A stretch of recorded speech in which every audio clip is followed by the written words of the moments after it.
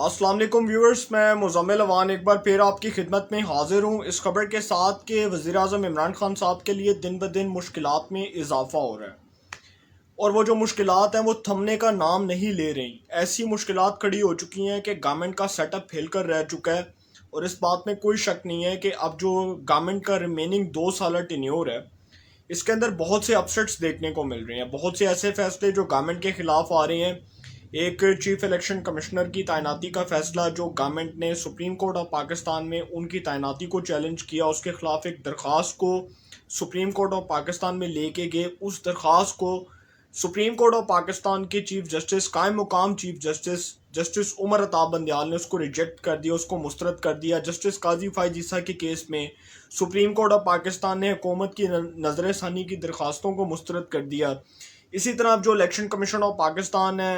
دیگر ادارے ہیں، وہ ان سے جو ہے نا وہ گورنمنٹ کی جو توقعات تھیں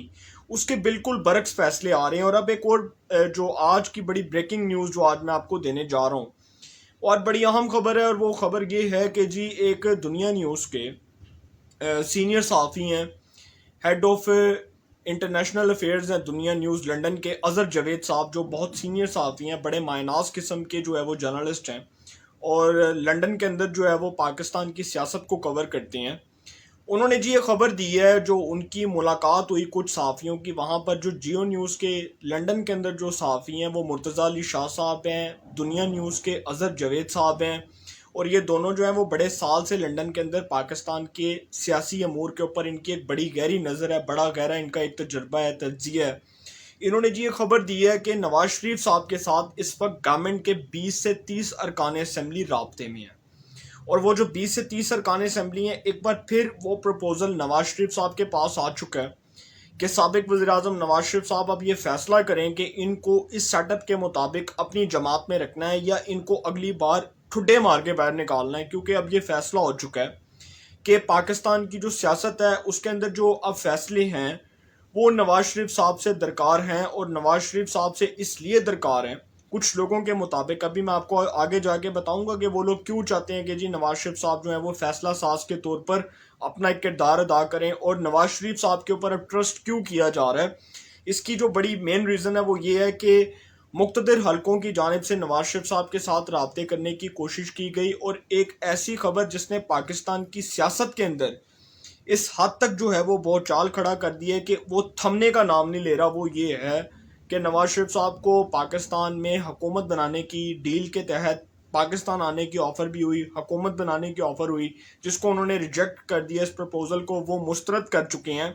کہ اب وہ کسی صورت نہ تو کسی ڈیل کا حصہ بنیں گے، نہ وہ کسی ڈیل کے تحت اقتدار میں آئیں گے۔ اب یہ جو 20 ارکان اسمبلی ہیں جی، ان کا اگر ٹریک ریکارڈ چیک کیا جائے تو مجھے نام لینے میں کوئی اس میں دقت نہیں ہوگی، اور یہ وہی 20 ارکان اسمبلی ہیں، 20 سے 30 ارکان اسمبلی ہیں، بلکہ آپ 20 سے 30 نہ کہیں، بلکہ آپ اس سے زیادہ جو ہے وہ ایڈیشن کریں، کیونکہ اس سے زیادہ جو ارکان اسمبلی ہیں وہ نواز شریف صاحب کے ساتھ رابطے میں ہیں۔ اور یہ خبر آج اگر اظہر جاوید اور مرتضیٰ علی شاہ صاحب جیسے صحافی دے رہے ہیں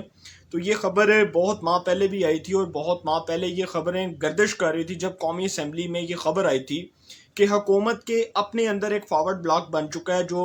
قومی اسمبلی میں اپوزیشن کے اسٹریٹجی بینچز کے اوپر بیٹھتا ہے، بلکہ حکومت کے بینچز کے اوپر نہیں بیٹھتا، بلکہ اپوزیشن کے اسٹریٹجی بینچز کے اوپر بیٹھتا ہے۔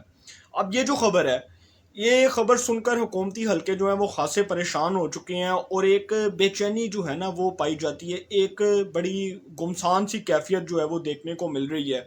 اور گورنمنٹ کے حلقوں میں اتنی شدید قسم کی بے چینی پیدا ہو چکی ہے کہ گورنمنٹ خود یہ بات سوچنے پر مجبور ہو چکی ہے کہ وہ ارکان اسمبلی جو جہانگیر ترین کے گروپ سے تعلق رکھتے ہیں، کہیں وہ ارکان اسمبلی نواز شریف صاحب کے ساتھ رابطے میں تو نہیں ہے؟ نہیں، وہ ارکان اسمبلی نہیں ہے، یہ وہ ارکان اسمبلی ہیں جو نون لیگ کو چھوڑ کر پاکستان تحریک انصاف میں شامل ہوئے تھے۔ امجد فاروق کھوسہ صاحب، طاہر اقبال چودھری صاحب، اسی طرح باسط سلطان بخاری صاحب، یہ جو وہ ارکان اسمبلی ہیں جو اب کسی طرح ہاتھ پاؤں مار رہے ہیں، ایڑی چوٹی کا زور لگا رہے ہیں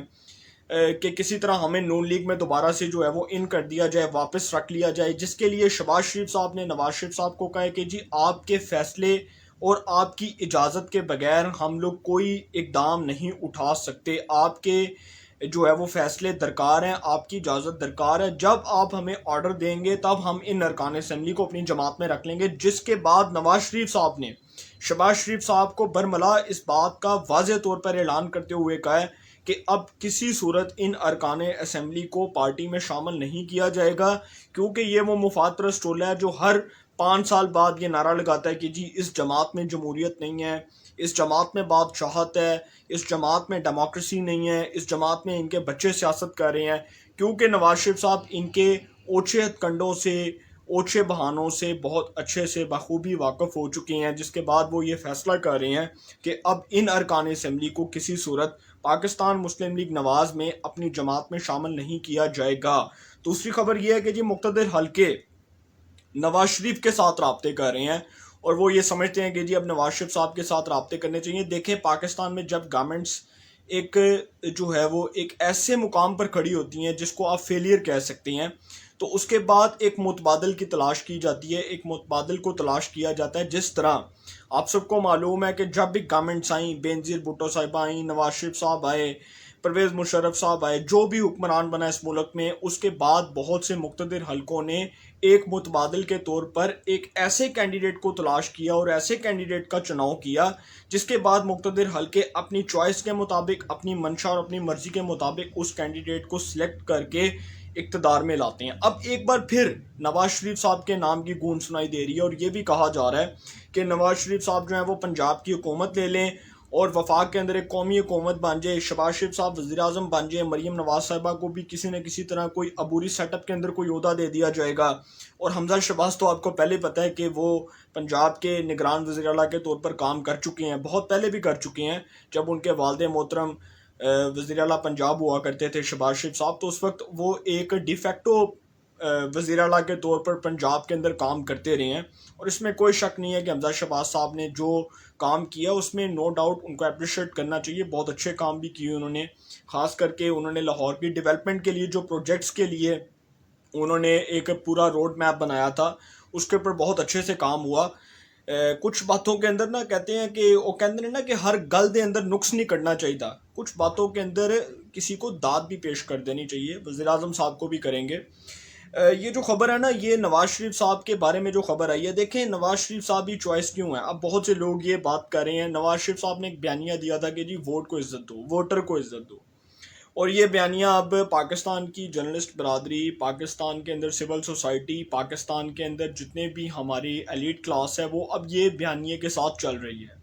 اس کی وجہ یہ ہے کہ اب جرنلسٹ برادری کو بھی یہ بیانیہ جو ہے دہرانے کی اجازت مل چکی ہے، کیونکہ جو ایک پاکستان میڈیا ڈیولپمنٹ اتھارٹی جیسا کالا قانون ہم صحافیوں کے خلاف، مجھ جیسے ایک عام صحافی کے خلاف، آپ جیسے ایک عام صحافی کے خلاف، ہم غریبوں کے خلاف جو ایک قانون آ رہا ہے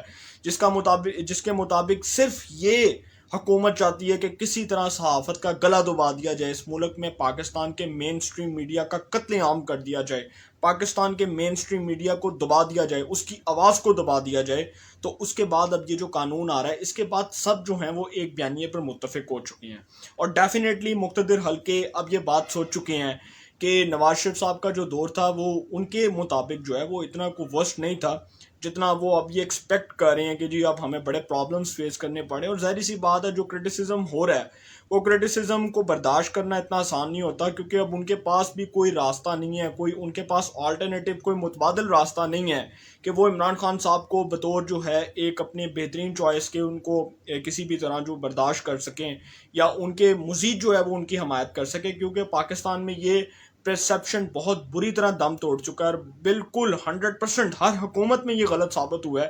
کہ جس ملک میں جی وزیر اعظم، ہمارے ملک میں جو وزرائے اعظم ہیں ان کے ساتھ اداروں کی بڑی اچھی بہترین قسم کی انڈرسٹینڈنگ ہوتی ہے، یہ بالکل غلط خبر ہے. کیونکہ پاکستان میں ایک آلٹرنیٹیو کے طور پر متبادل کی تلاش ہمیشہ جاری رہتی ہے. جس طرح پرویز مشرف صاحب سمجھتے تھے کہ جی میرے تو کوئی متبادل نہیں ہے، میرے تو کوئی آلٹرنیٹیو نہیں ہے، اب وزیر اعظم صاحب کی مشکلات میں دن بدن اضافہ ہو رہا ہے. اور اس لیے اضافہ ہو رہا ہے کیونکہ ان کے ارکان اسمبلی جو ہیں باقاعدہ طور پر ان کو ٹریس کیا جا رہا ہے، ان کے فون کالز کو، ان کی ریکارڈنگز کو چیک کیا جا رہا ہے، ان کی جو دن بدن کی جو روزمرہ کی ایکٹیویٹیز ہیں اس کو باقاعدہ طور پر اس کو چیک کیا جا رہا ہے. حکومتی نمائندے جو ہیں ان کے ذمہ یہ ڈیوٹیاں لگائی گئی ہیں کہ پارلیمنٹ لاجز کے اندر وہ ایم این اے حضرات وہ ارکان اسمبلی، وہ ارکان قومی اسمبلی جو اپوزیشن کے اسٹریٹجی بینچز کے اوپر بیٹھتے ہیں، ان کا خاص کر خیال رکھا جائے کہ وہ کس کے ساتھ رابطے میں ہیں اور وہ کیا کر رہے ہیں۔ اسی طرح پنجاب اسمبلی میں بھی بہت سے جو حکومت کے جو لوگ ہیں جو پاکستان تحریک انصاف سے تعلق رکھتے ہیں، وہ بھی مسلم لیگ نون کے ساتھ رابطے میں ہیں، اور وہاں پر جو بڑے جو مانے جانے نام ہیں اس میں جی شوکت لالیکا صاحب جیسے جو لوگ ہیں، سعید احمد خان صاحب جیسے جو لوگ ہیں، ملک نعمان لنگڑیال جیسے جو لوگ ہیں، اسی طرح کے جو لوگ ہیں وہ مسلم لیگ نون کے ساتھ رابطے میں ہیں۔ وہ سمجھتے ہیں کہ جی نون لیگ جو ہے وہ ایک ایسی جماعت ہے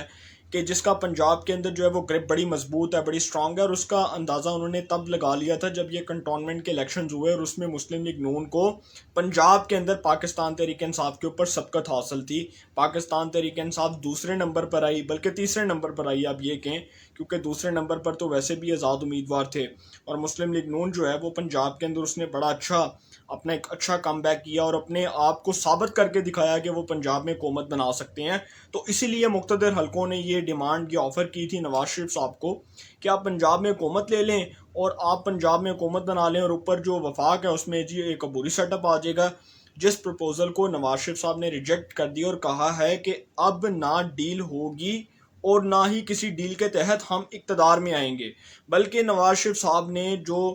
صاف الفاظوں میں، بلکہ آپ یہ کہہ سکتے ہیں کہ عام سادہ الفاظوں میں جو بات کی ہے وہ یہ کی ہے کہ اب جب تک ووٹر کی عزت نہیں ہوگی، ہمارے ووٹ کی پرچی کی عزت نہیں ہوگی، ہمارے ووٹر کی عزت کو روندا جائے گا، ہمارے ووٹر کے ووٹ کی عزت کو روندا جائے گا، تب تک ہم آپ کے ساتھ کوئی بات نہیں کریں گے۔ جب تک آپ پاکستان کی سیاست سے ایک سائڈ پر نہیں ہو جاتے، کنارہ کشی اختیار نہیں کر لیتے، تب تک آپ لوگوں کے ساتھ کوئی بات نہیں ہوگی، نہ بیٹھ کر ہوگی، نہ فون کالز کے ذریعے ہوگی، نہ ریکارڈنگز کے ذریعے ہوگی، اور نہ ہی واٹس ایپس کے ذریعے ہوگی۔ اس حوالے سے جو بھی اپڈیٹس ہوں گی آپ کو انفارمیشن ملے گی اور لمحہ بہ لمحہ آپ کو اپڈیٹس ملتی رہیں گی۔ اظہر جاوید صاحب کی جو تہلکہ خیز خبر ہے اس نے پاکستان کی سیاست کے اندر ایک تہلکہ مچا دیا ہے، اور آنے والے دنوں میں آپ دیکھیں گے، آنے والے مہینوں میں آپ دیکھیں گے بڑی اہم ڈیولپمنٹس ہونے جا رہی ہیں، اور